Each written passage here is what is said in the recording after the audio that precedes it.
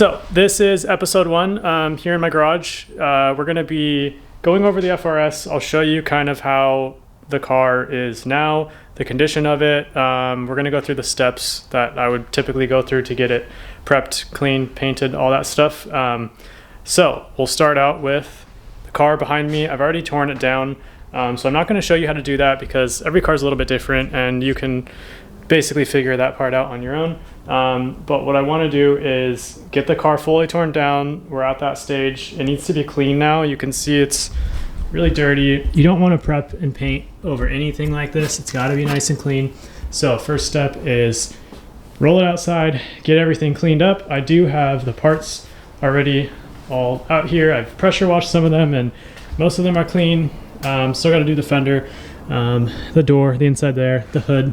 But right now we're going to roll the car out and get this thing cleaned up so I can bring it back inside and then tape up the openings, get those masked off so we don't get dust in there. Same with the engine bay, I'll probably throw a cover over that. But we're gonna get this cleaned up and then we will start.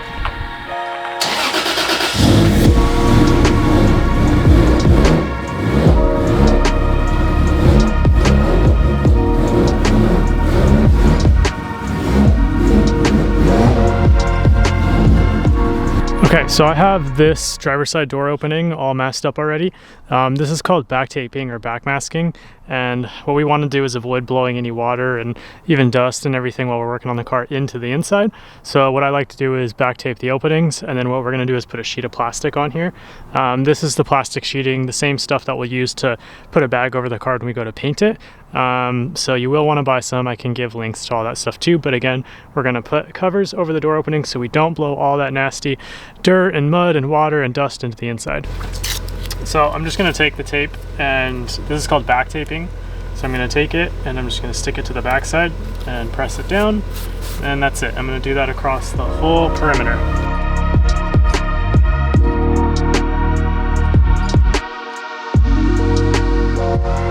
Okay, so we've got the bag on here now. The back taping allowed us to stick the plastic directly to it.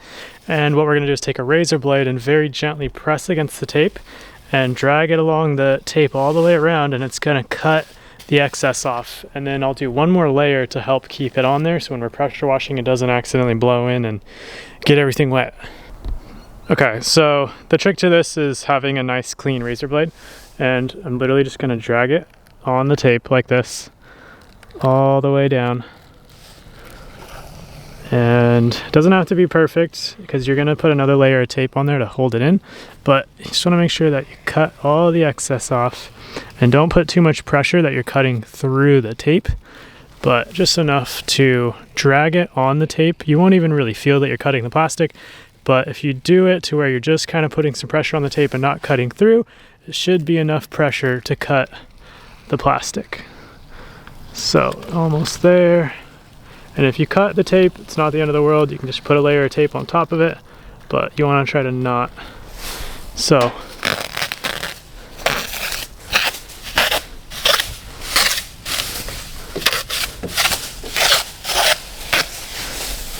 pretty easy, and then we'll do one more layer of tape right here just to help hold it all in.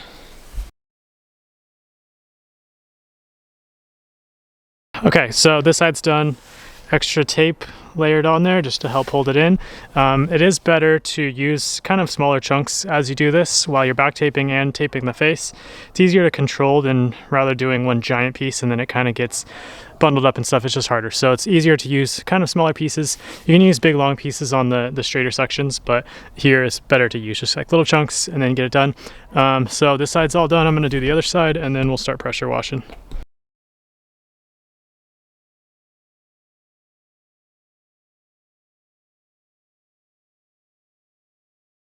Okay, so we've got the car covered up good enough to start cleaning. So we're gonna get the apron pressure washed. I'm gonna get in the wheel wells as best I can. Underneath the fenders here, I've got some kind of just nasty stuff all over the place. So we're gonna hit everything. Same with this side. And then since the whole car is getting painted, I'm going to do the rear body panel too. So this is all torn apart and I'm going to clean all this up and get this ready too. I didn't worry about masking all this off because it's already filthy in here. I'm going to take this out and scrub it all and clean it. All the track days is just filthy, so it already needs to be cleaned. Not worried about that. So before I run out of daylight, get this thing washed.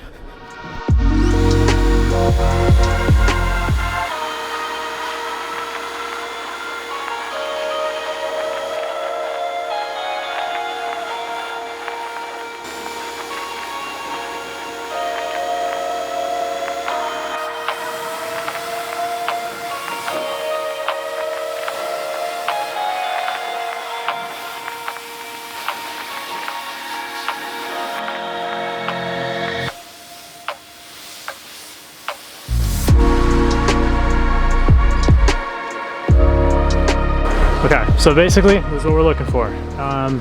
Getting all the grime, all the dirt out of there. We have a nice clean surface to start prepping.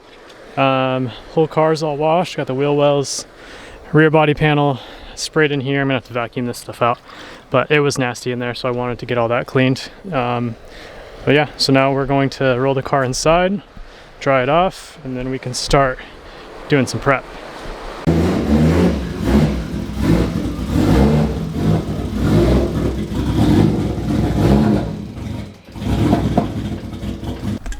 So now that we have the car in the garage, everything's clean. I have the parts laid out here. All those have been pressure washed. Same with these here too. I still got to take apart the skirts and the flare and stuff like that, but everything's clean. Chassis is clean. Underneath the fender apron area is all clean. Now what I'm going to do is assess the body damage and try to look and see if I can find like scratches and like chips and dents and stuff like that. I do know that there's a few dents that happened just over the couple years that the car was wrapped, so I'm going to fix those, and I'll show you kind of how to spot those too. Sorry, the exposure's probably screwing the shot up, but we're going to go and like kind of feel the car. I'll show you how I do that, because sometimes you'll overlook dents on the car and you go to paint it and then you see that there's a dent and it's super annoying. So I like to try to like visually look at the car but also feel it. So I'll show you a couple tricks to do that, because sometimes again you'll look at the car and you'll be like, it's dent free, there's nothing wrong with it, but then you paint it and you start to see the dents. So sometimes you can feel them more than you see them. So like this, for example, just a rag, like dirty rag, but whatever, this gives you better feel. Sometimes you'll glide your hand on the panel and it's not very easy to tell what's going on. Sometimes if you grab a rag like this and for whatever reason it just gives you a better feel. And so like right here I can feel that it's a little ripply. There's definitely like some dents going on here. So what I can do is I'll show you a trick to guide coat it and block sand it, and then that will highlight the highs and lows on the panel. So from there we can either body fill it or we can PDR it from the backside, or even just glue tab it. But I'm pretty sure we're just going to skim coat it with some filler, because that's quick and easy, and it's a drift car, so it doesn't have to be, you know, PDR'd and no filler on the car. It's not a show car, so we'll be all right. Okay, so these are simple sanding blocks. You're going to use these a lot when you're prepping your car. Sanding is one thing, but block sanding is a different thing. We're using these to basically sculpt the panel and make it perfectly flat, or as flat as we can get it. These are just little Durablocks. These are pretty cheap. You can get these online, Amazon or whatever. They work good, but you don't really need these blocks. If you don't want to go buy them, you can use something as simple as a paint stick. This is going to act as the same thing. You can kind of contour it a little bit to the shape of the roof by just putting some pressure on the ends. These are perfectly flat, or relatively flat, so they're good enough to shape your panel. You're always going to use 80 grit or 180 grit when you're initially sanding the panel to get body filler to stick to that scratch. So again, 180 or 80 grit is what you're going to want to use. I'm using 180 here because I don't need to go any coarser than that. I could if I wanted to, but don't need to. So I'm using 180 just on this paint stick. This is something that you could get anywhere. And I'm just going to sand it across the panel. What I like to do is put even pressure on it, sand it up to the right at about a 45-degree angle, and then I'm going to come back down, and then I'm going to transfer, and I'm going to go up to the left at a 45-degree angle. And I'm just going to keep like repeating that, and it doesn't have to be perfect. You can do 2 to the right, 2 to the left, or whatever. It can be a mix, but you're going to kind of carry this motion throughout the panel, and as you do this, it will highlight the high spots and the low spots. And really quickly, we're already starting to see some highs and some lows here. Okay, so when you're doing bodywork, you need to learn how to read the panel based off of your sand scratches. So you can see if you look closely, there's kind of like these darker rings right here, circles, and then you have these lighter spots here. Basically what it's showing you is these areas here aren't getting touched with the sandpaper, and that's telling you that these are low and then this is high. So that's basically telling you that we have 2 dents right here. So as you're sanding, it's kind of hard with one hand, but as you're sanding, you'll start to see that the sanding isn't really getting in this area, and that's just a good way to know that you have a dent there and you're going to need to fix it. So what I like to do is sand and sand until I'm hitting almost the metal on the high points, and then that's how you know you've worked out the material that you have on the panel, because sometimes cars have been painted so many times that you can almost sand the dent out just with the material that's on the car. Okay, quick tip, definitely get yourself a respirator, whether it's a full face like this or a half face like this one. I got this one from Harbor Freight a long time ago. These work good, just anything that's gonna properly filter out the dust. You don't want to use like an N95 mask. They don't properly filter out particles and fumes. So get yourself a proper mask. When you're sanding, you just don't want to be breathing in all the paint dust and fumes and stuff. So it's not good. Protect yourself.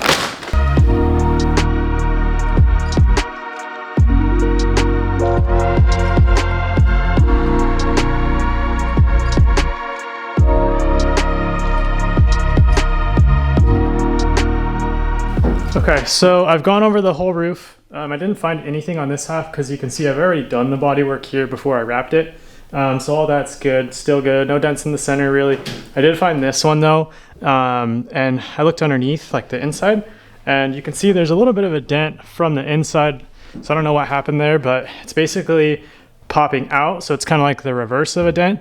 I blocked down the material and you can see I'm hitting the metal, so I can't sand any farther because I'm already sanding the metal. So what you do in this stage when you have kind of like an outy dent like that is you can either just tap it down with your body hammer, normal hammer, but what I like to use is what's called a body spoon, and you basically just put this big metal spoon on there and hit it with a hammer lightly, and that kind of like spreads the load of the metal back out and like re-stretches it back to how it used to be.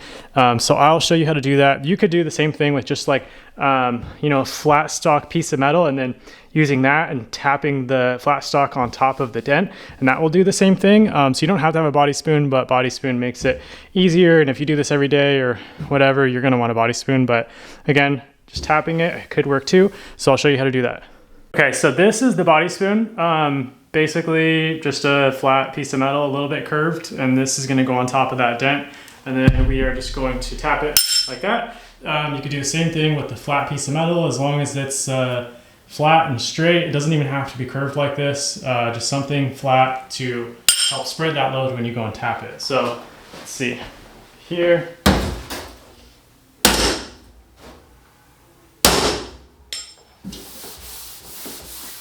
So that is all it takes, and that already feels perfect. So I could prime that, sand it, and it will be ready for paint. Okay, so now that the roof's all sanded, I found all the dents, everything's good on that side.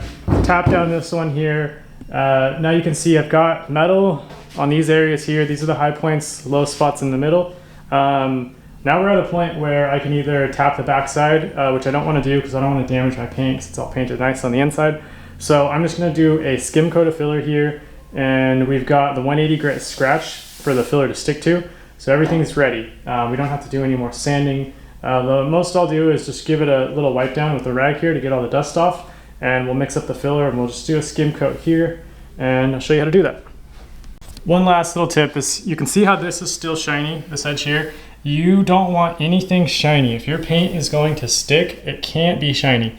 So it's got to be dulled out. You have to have a scratch, especially for that body filler. We're going to want to sand this edge with 182. The block didn't hit it, but we need to make sure that whatever we're putting filler on, the filler needs a good scratch to stick to. I don't really plan on body filling this edge at all, but I just like to know that everything I'm going to put body filler on has a nice scratch to stick to. So just letting you know here, can't have shiny stuff like this. It's all got to be dulled out really nice.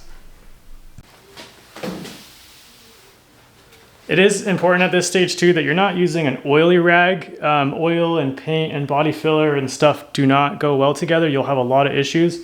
So always make sure that when you're doing your prep and all that for paint, you're not getting any oil, grease, WD-40, anything around your paint because it will ruin it. So just make sure you're not grabbing an oily shop rag and then using that to wipe your car down. It's got to be nice and clean. Okay, so this is a mixing board. This is what we're going to use to mix the body filler on. You don't have to have something like this. You can use cardboard or a big piece of plastic or whatever, but I like to use these. It's convenient.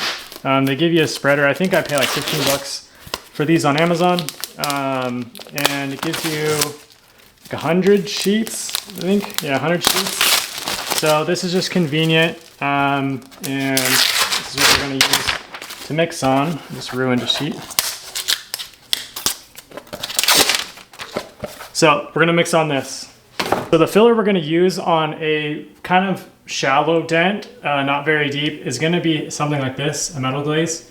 There's a lot of different types of these, but a glaze is what you're going to want to use. They have other types of glaze, like this is a body filler glaze, so this can actually flex and bend in like 180 degrees before it cracks, where this doesn't really have much flex at all to it. So you're going to want something like this on metal. It has the best adhesion to metal, and it's just what's meant to go on small dents that are on the metal. If we were doing something bigger, that was like a huge dent or whatever, and you need a lot of body filler, you're going to end up using something like this, which is a real body filler. This is a cheaper version. I like to use it though because it just spreads out good and it's not super expensive. So right now we're using metal glaze. So I've got a little bit of glaze poured out here. We're going to start mixing it with some hardener here.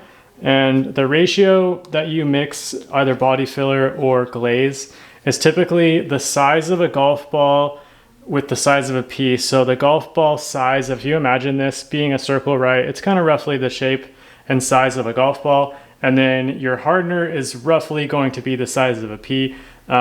Say you're doing something larger, you would just double that. And again, it's just kind of like roughly that. If you are working in cooler climates and it's a lot colder, you would probably use a little bit more hardener because it might take way too long for it to harden. But you don't want to use too much hardener because it will cause your body filler or glaze to over catalyze and crack, which you don't want. So when you're mixing it, as long as you're seeing this body filler mixed up and it's a light blue compared to this, which is like a gray, you know you're good. But if you're mixing your filler with your hardener and you're not seeing much of a color difference in your hardener after it's mixed, then you know you don't have enough hardener in it. So I'll mix this up and I'll show you the difference. So when we mix filler, or when I mix filler, I don't like to stir it and do weird stuff like that. I like to just spread it in one direction. So get it all picked up and then just keep spreading it in this one direction. And what I'm doing is constantly like picking it up with the spreader. So I'm kind of like pitching the spreader, not straight up, but kind of at like this angle here. And I'm using it to like scrape it up and pick it up. And then I'll just drop it back on and then spread it towards me like over and over. And then I'm just going to keep doing this until I'm not seeing those blue streaks in there, because we want it to all be uniform. It should end up being like kind of like this bluish type color when it's all mixed properly. You won't see any streaks. So just picking it up, picking it up, spread it. I'm just going to keep doing this till it all is uniform and I don't see any streaks. And it looks like I'm already starting to get there. One thing too is what I like to do is get all of it off of the spreader at one point when you're mixing, because sometimes you'll get some hardener that kind of sits on the edge there and doesn't properly mix in. So this is already looking good. I think I'm ready. So you got to move pretty quickly too, because this will harden up on you. And if it hardens up before you get it all spread, then you just kind of waste it. So I'm gonna move quickly and get over to the roof and get this stuff spread on there.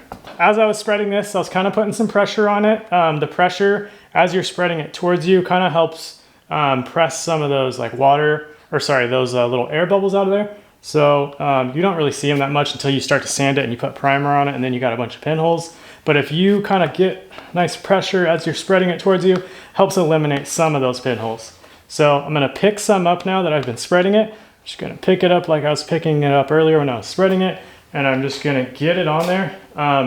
Right now, don't worry about how it goes on. Just get some material on there, and once the material's on there, you can start working it out. And I like to just keep the spreader flat, and I'm taking the spreader right to that edge of the roof.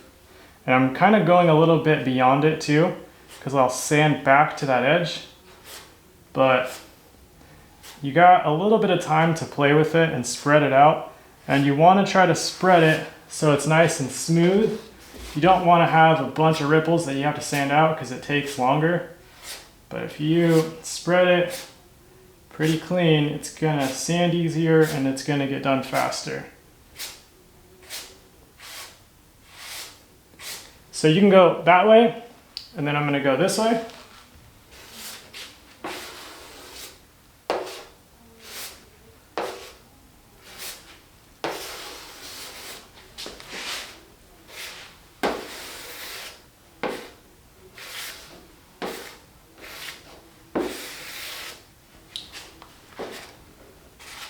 Now that's looking pretty good. I don't have a lot of streaks and pinholes. Now at this stage, it's good to clean up all the excess.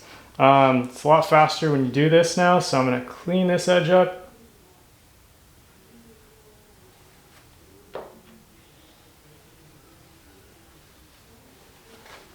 Now we're good. That will block out and we shouldn't have to even reskim that. Sometimes what will happen is you will block that out and you're still, you don't have enough material on there to fill the low, so you just have to repeat that process again and again until you have it all the way filled. And if it was really deep, I wouldn't even have used glaze. I would have used body filler because it has more of a build and it will sometimes get it all done in one shot. But with how little that is, I think we're good with just one swipe of glaze and then we'll move on to the next one. And then one more thing to keep in mind is that will probably take 15 minutes to dry until you can start sanding on it. And you'll know too when you go and kind of put your nail on it that if it's kind of like tearing off easily with your nail, then it's not hardened up enough. But if you're digging your nail into it and it's not really coming up, you know you're hardened up enough to start sanding on it. So you just want to know that it's roughly about 15 minutes, depending on how much hardener you put in it. But just always check with your nail or something before you start sanding on it, because you don't want to tear it when it's still soft and you are sanding on it too soon. So just make sure you give it enough time. So if you're wondering if your filler is hard enough to sand, this is kind of like that nail trick I was telling you. See how, like, sure, I can scratch it, but I'm not digging it out. It's not leaving the panel. It's still there. Like, I can't tear it up with my nail. This is how you know that this is a good time to sand it. It's nice and cured. So I actually found a couple more dents that I want to take care of. There's like one there, one here. And I'm also going to pull these factory decals like these. Usually just scrape these off with a razor blade or an eraser wheel, which I can show that too.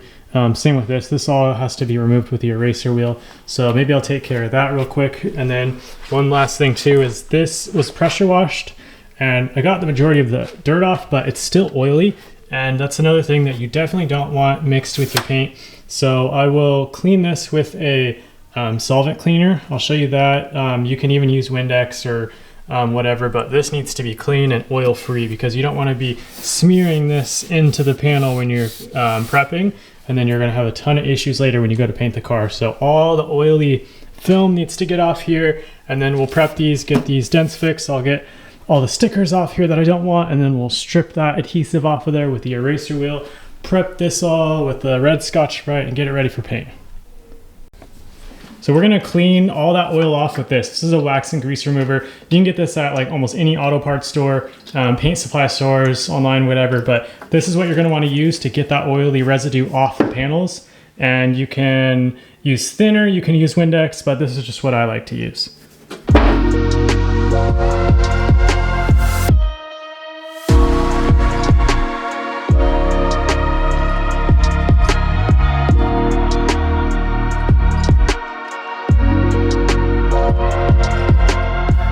Okay, so same thing here. We've hit the metal and we've got our little low spots here. Low spot there, low spot there. These ones are actually so low too that the sandpaper didn't even touch them. Like if you can still see, they're kind of like glossy. So I'm gonna take this sandpaper, kind of use my finger to make sure that I get a scratch on those low areas. So we wanna make sure that the filler sticks in there. So do this by hand. Same here. Still a tiny bit shiny in these areas. It's good, and then this one's already good. So what I'm gonna do now is mix up some filler, get these filled in, and then we'll strip that off.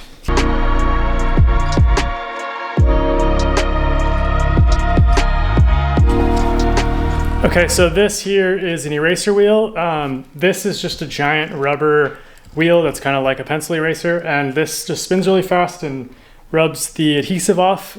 This is an air tool. You don't have to have an air tool and an air compressor. You can put this on a drill and it'll do the same thing, but this is just like super easy to remove all the urethane or rubber or whatever adhesive that's on the car, because most people sit there and scratch at it and they don't even know that this exists. So this is what you want to get all this kind of stuff off of your car.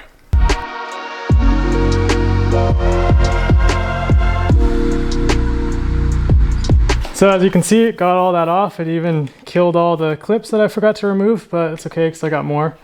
But super easy, it just gets all that off there. So nice, and then now it's nice and clean. There's no adhesive left. I even brought it all the way down here and took the stickers off too.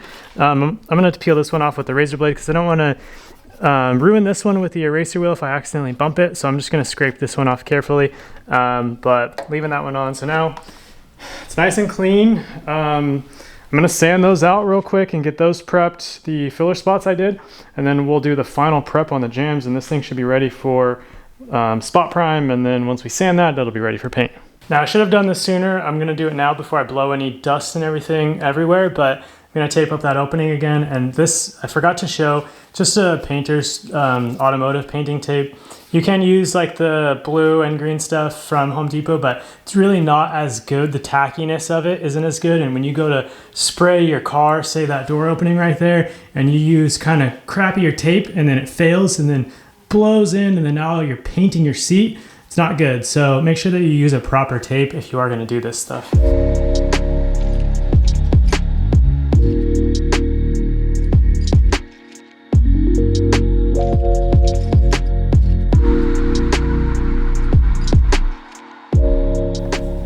Okay, so body filler's all sanded. It's been cleaned. We got all the stickers off, decals, the adhesive strip that was on here for the rubber seal. And I didn't put tape on the flange here because I want to be able to prep this for paint. And if the tape's on there, like I did on the last one, then it's just in the way. So no tape here, just directly plastic to the back tape, and we'll get this prepped. I'm gonna mask off the sticker because I want to keep this one. It's got the VIN number and all the information for the vehicle, so I just want that to live there. And then I'm gonna keep the striker on here because sometimes taking these off can be a pain, getting these screws out of here, and then you have to recenter it and readjust it sometimes when you go to put the door back on. So if you just tape it off, it's just one less thing to adjust and install and worry about later when the car is all painted and you're going to put it back together. So let's get this thing prepped and we'll move on to the next thing. So real quick, I put the first layer of tape on here. How I like to do this is use the edge of the tape you already have and put that directly to the edge of the sticker. So if you look here, you can see it's right on the edge there, perfectly lined up. That's just one less edge that you have to cut. And I'm gonna do the same thing on this one. So I'll put the tape directly to the edge of the sticker here. Then all I have to worry about is cutting this line here and this line here. And you can kind of push on it with your nail to kind of like scribe where the sticker line is, and then use that as a guide for your razor blade and just drag it right on that edge. So now that everything's protected, the sticker's covered, striker's taped up, windows taped off, we're gonna prep this jam area with a red Scotch-Brite. There's a few different colors. There's like a white, a gray, a red.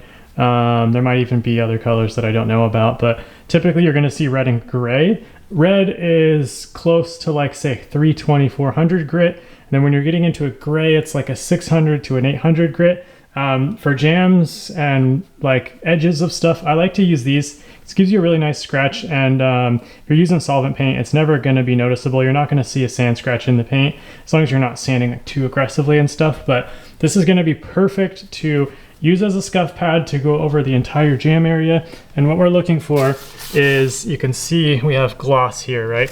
Don't want any gloss when you're painting. So we got to get all the gloss taken out. And this is no different than, say, scrubbing a dish when you're doing the dishes or something like that. It's super easy, but the only difference is you're looking to dull everything out, because if it's dull, the paint will stick. And if it's shiny and glossy, your paint is not going to stick for very long. So this is what we're looking for. We want it to be uniform. You don't want it to just be kind of like, you know, half scratched like that.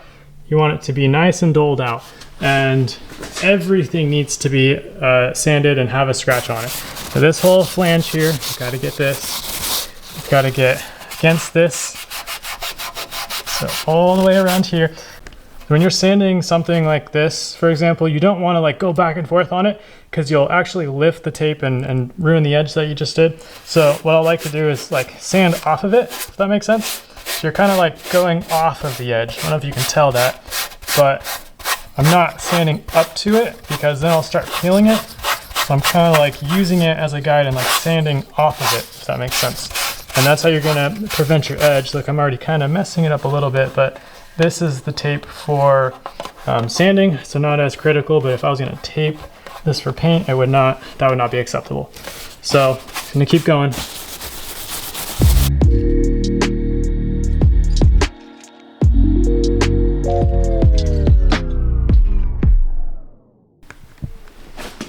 So I noticed from the vinyl wrap that was on the car, there's like all this adhesive and glue and stuff that I didn't realize was on there, and there's a little bit that was missed from the eraser wheel. So how I like to get all that off is just some lacquer thinner. This is paint thinner, lacquer thinner. This works faster and a little bit better than the wax and grease remover, but wax and grease remover will work too, but this is just a little bit faster. And I like to just get all the adhesive and all this stuff off of here before I prep, because it's like you're just smearing all this stuff everywhere and not really sanding. So make sure it's all cleaned off, and I'm using lacquer thinner to do that.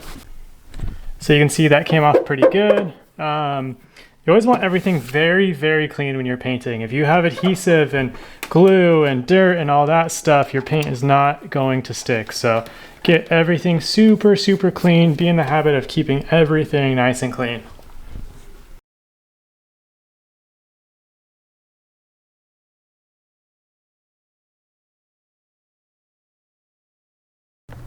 So I didn't care to show this side because it's just repeating the same thing on this side as we did the other side. Now we're going to start doing the blocking on the body filler here. When you're blocking filler, you don't want to use a block that's smaller than the filler area that you're working down. Some cases you have to have a block smaller than the filler you're working down. Like if I did like a huge long door or like a van quarter panel or something like that, and you had to like body fill the whole side, obviously you're not going to have a block that goes down the length of the panel, but you always want to have the biggest block you can. So for this area here, I just brought these out. This one's too small in my opinion. Sure, you could block it out, and if you're really good you could make it look fine, but when you're starting out it's good to have a block that's bigger than the area that you're working down, because then the block kind of does the work for you. Rather than having to like shape it with the little one and kind of like writing over the highs and lows, this just kind of like mows it all down in one shot, and it's just easier, does the work for you. So I'm going to use this one here, and I'll use 180 to block the filler out. And you can take your filler from 180 to 220 and then 320. But what I found is if you just block your filler with 180, you don't have to go through any other steps. You don't have to take it up any finer than 180. As long as you're putting 2 coats of primer on that, it'll be fine. So we're going to block this out with 180, and I'll show you when we're done. One more thing is, like, you could even use the stick, just like we did last time. It is big enough to where you could totally block this out and it would be fine. The width of it doesn't matter, it's more of the length of it. But the width is going to be better because you're just doing more sanding, because it's like 3 times the size almost. So biggest block again is better. Little one, not so good. Medium one, this could work, but if you have a bigger one that's going to cover the area better, we would use that one. So that's it. So while I'm getting ready to put the sandpaper on the block, one thing you want to make sure of is there's no like pebbles, like rocks or anything on the surface of your block, because if that is on the surface and you go and put your sandpaper on top of it, now you have this like high point on the block, and say you start blocking like this, that high point is going to dig into your bodywork or your panel and then ruin all the work you're doing. So make sure that your block is clean. Sometimes I'll even take like another block like this and like scratch it over it to kind of clean it off and make sure it's nice and clean. But another tip is just make sure that your block surface is clean, and then obviously your paper is going to stick better too, and you're not going to dig in and gouge anything that you're working on.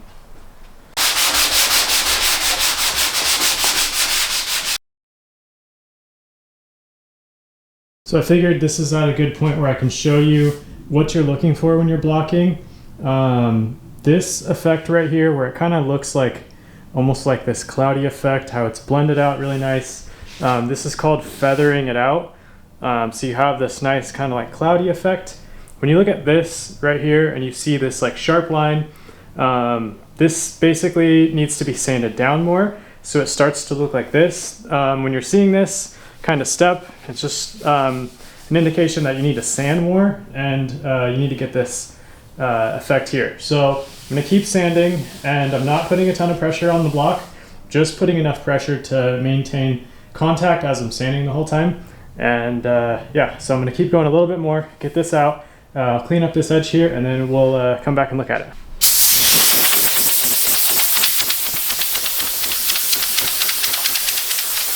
So this here is what we're looking for. Kind of looks like a little cloud sitting on the roof. All the edges are feathered out really nice. It's taken all the way down. It's been sanded nice and flat. You can already feel too, like, it just feels perfect. You don't feel any ripples or anything like that. This feels really good. And again, 180 is perfect for primer, so this is basically done. Now the car's already been sanded before we put the wrap on it. You can kind of see it's not fully sanded though. So I do plan to get the quarter glass pulled too, so I'm going to wait to sand in this area here until the glass is pulled out. But basically at this point your car would be still glossy in all these areas, except for, you know, where you did your bodywork and dents like this here. So I guess just imagine that the car is still glossy. What we would do at this point is make sure that all our stuff is taped off that we don't want to sand. So I will put some tape on here because I don't want to sand the trim. I'll tape off the glass, anything again that doesn't need to be sanded. And then we are going to sand this whole car for primer. It's going to be a little bit different if you were sanding it directly for paint. If your car was perfect and say you only had like this little dent, we would just be spot priming this area. You don't need to prime the whole car when you're going to paint your car. You just need to make sure that your surface is nice and smooth and you don't have sand scratches, so that's why we need to put primer in this area. But what I'm going to do is sand this whole car with 220. It's a little bit finer than 180, and that's going to get it ready for primer. The whole car, we're going to sand it with 220 on a DA right now. This does involve an air compressor. You don't need a huge one like this, but you do need a decent air compressor that doesn't run out of air as you're sanding. So you can either use an electric sander or an air compressor. I prefer this because I use all my air tools, but you could do this with an electric sander. But one thing that's important is the orbit of the sander. If you have a big orbit, it's going to leave you a bigger scratch even if you're using a finer grit because of the throw of the DA. So I like to use 3/16 orbit for bodywork type stuff and primer, and then a 3/32 DA for finishing work, like if you were going to go prep it and paint it. So right now we're going to use the 3/16 DA, and all this is going to get DA'd with 220, and we're going to tape everything off to protect it, and we'll do this side and then we'll move to that side. Okay, really quickly as I'm taping this off, I just wanted to give another tip. If you take the tape and you like try to tuck it in here and you feel like that's the way to do it, and like roll it over, sure, that might work sometimes, but most of the time what happens is the tape isn't pressed in there good enough, and then what happens is you undo your masking and then you have like bits that didn't get color. So say this was a red car and I was gonna paint it white or something. When I go to peel this off, if that tape wasn't perfectly pressed against the glass, you would see red there, and it's like, it just looks awful. So what I like to do to avoid that is when I'm taping off glass like this, is I'll take the tape and I will not tuck it in there like that, but I'll put it right to the edge of the panel like this, to where it's almost touching the panel, and then press it down. And I like to use my nail, or you could use a little screwdriver or something, but press it and drag like this.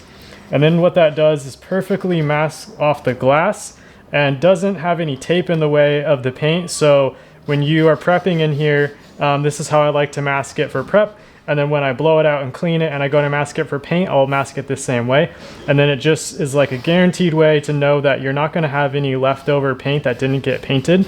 And you won't have any colors that, you know, are visible from the previous paint job. So this is the best way I found to do it. Sure, you can tuck it in like this and sometimes get away with it, but most of the time when you go to peel off your tape, you find that spots didn't get coverage. So I just like to do it this way. So we have this quarter glass here. I plan to take this window out, but if you were going to keep this window in here and you were going to mask it for prep and paint, I'll show you how I would do this. With these types of seals, it's too hard to get like a really clean edge taping it directly on the seal. This is how a lot of people will do it. You can get away with doing it this way. I don't like doing this though, because you get something that's called bridging.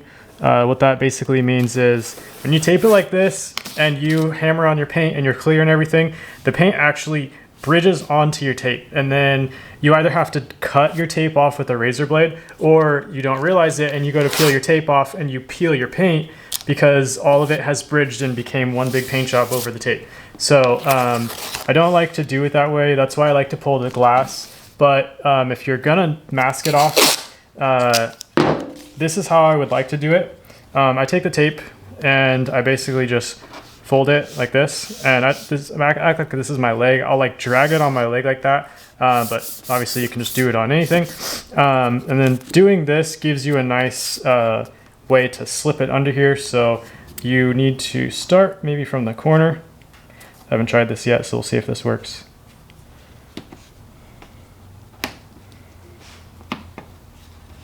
Okay. Now this edge allows us to slide it in here without the tape getting stuck on the tacky surface. Okay, now go up a little more, coming out of there. Okay, so slid under there, and then now what I'll do is I'll pull it down and then tack it. And it's kind of hard to tell on camera, but doing it this way versus the other way, it kind of pulls that seal away from the panel, and it gives you a little bit more of like a valley for the paint to go in, and then it's less likely to bridge this way too, because you have more of a gap between your tape and your panel. But again, best way to do this is take your glass out, but if you're not going to take your glass out, do it this way. If you can't slip it in because it's too tight, because sometimes that will happen and you literally cannot do it this way, then your last resort is to tape it off this way and very carefully edge the tape on the seal. If you have to do it this way, the way I prefer to do it is leave your tape slightly away from the panel and almost like the slightest bit of the seal exposed. This eliminates bridging, but you are going to end up with a little tiny bit of paint on that seal, so you just have to live with it. That's really it for masking. I'm going to peel this out of here. So I peel all the windows out when I paint cars, but this one, for now, we're just going to tape it off and start prepping. So this is the DA I'm going to use. This is a 6-inch DA, and I have the 6-inch paper here. This type of sandpaper you can get on Amazon, online. I get this from Wesco, our local paint supply store. This stuff's really good. It lasts a long time. The cheaper papers are, you're going to go through them quicker because they're not as good. These last a lot longer. They have the holes and stuff, so them being perforated, they just last longer and they don't get clogged as much. So this is what we're going to use. I'm going to get going on here.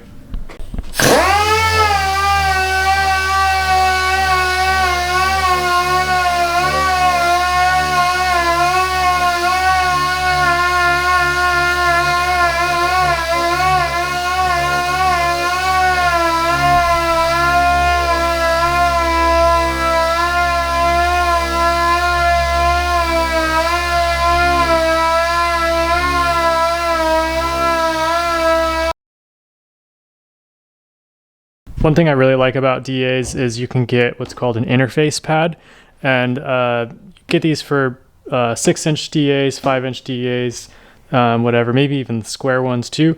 But this gives you an added squish to whatever you're sanding.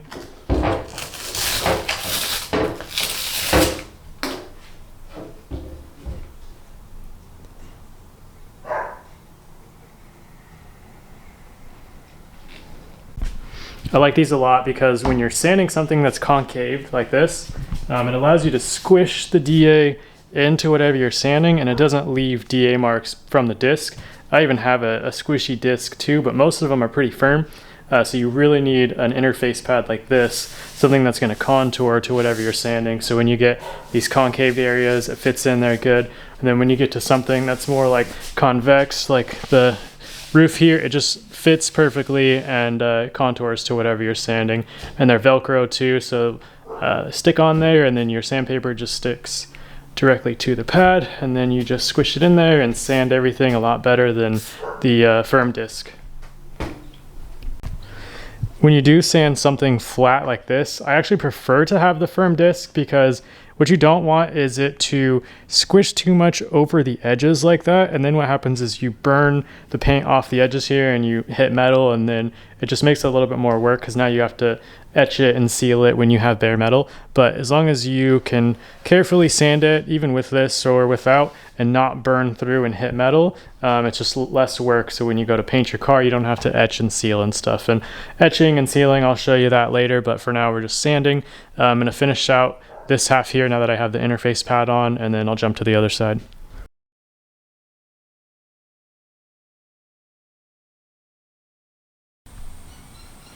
So I've got this small scratch here. It is all the way down to metal. What you want to do with something like this is sand it all the way out. It's not a good idea to put body filler over it, because what happens is sometimes it will like kind of come back, and you'll notice kind of like a little impression from where you did your body filler and primer and stuff, and when everything shrinks down, it just is like a little bit noticeable. So the best way to fix something like this is to completely remove it, and by doing that we're going to sand it all the way out. So I'm going to put the DA on top of it. One thing you really want to not do when you're sanding with the DA is you don't ever want to try to dig something out by tilting the DA like this. So whether you're going like this or like this, always keep the DA flat. You can give it the slightest bit of tilt, like if you look like, I don't know, maybe picking it up enough to where you can slip like a couple credit cards in there. That's about as much pitch as you should ever put into it. If you're putting more pitch into your DA, you're gonna leave all these DA marks in your panel, and it's gonna look terrible. So keep the DA nice and flat. I'm using 180 here, and we're gonna work this all the way down until you can't catch your nail in it. If you can ever catch your nail in something like this, it's gonna be noticeable when you go to paint your car. So it has to be perfectly flat. So I'm gonna take this all the way down until I don't feel it, and it's all nice and smooth. So here we go.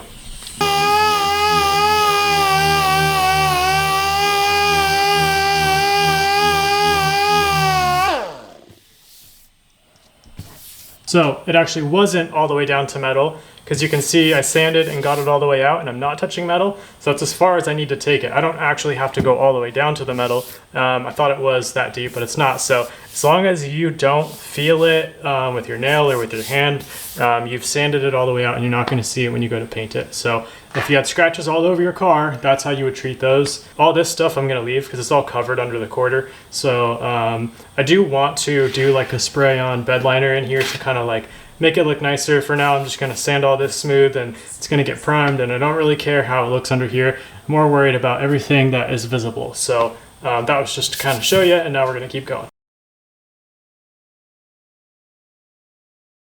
So when you're sanding your car, I like to break it into sections so you don't get lost, because there's a lot to sanding and painting cars. I broke it into kind of like this A-pillar section here as it comes back, and then I'll end up doing like the quarter upper section and then the lower. But just keep in your mind that you want to try to like break it into sections so you can keep track of what you have sanded and what you haven't sanded, and it's just easier to not get lost when you're doing all this stuff.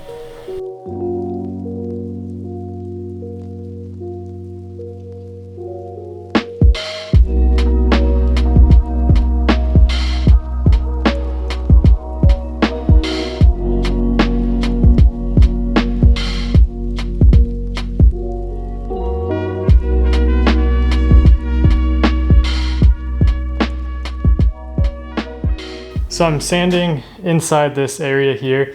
It's kind of tricky to get in there. So what I like to do is take a piece of sandpaper and fold it over a few times. And I do this because it kind of keeps it more rigid when you give it a few folds. And then you can take it and kind of like use it as a tool in a way to squeeze it in there and sand back and forth. That's one way to do it. Another way to do it is just take your Scotch-Brite and fold it over a few times and take the corner, kind of like jam it in there, and then just drag it back and forth, and this will get in there pretty good too. Either one of these is a good way to sand in these edges that are hard to get to.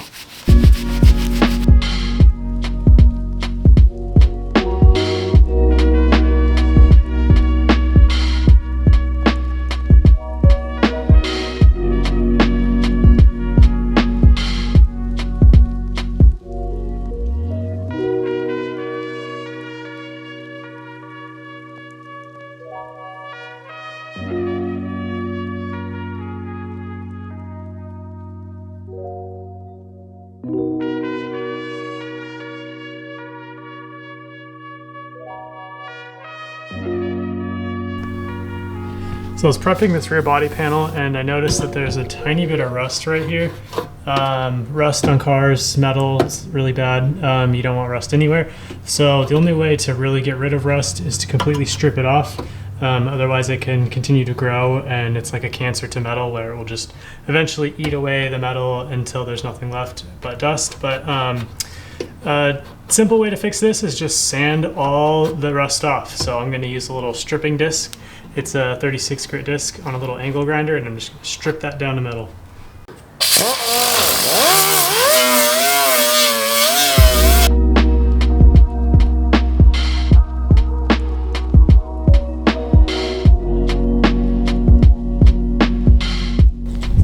Okay, I think that's a good stopping point for episode 1. All the bodywork's done, the car's ready for primer, minus taking the glass out. I'll hopefully get that done tomorrow. And then we will probably do fiberglass repairs on the next one. The body kit that I have is damaged, just about every panel is cracked. So we're gonna need to fix that. Show you the whole process on doing that, and for now, I guess this will be the end of this one.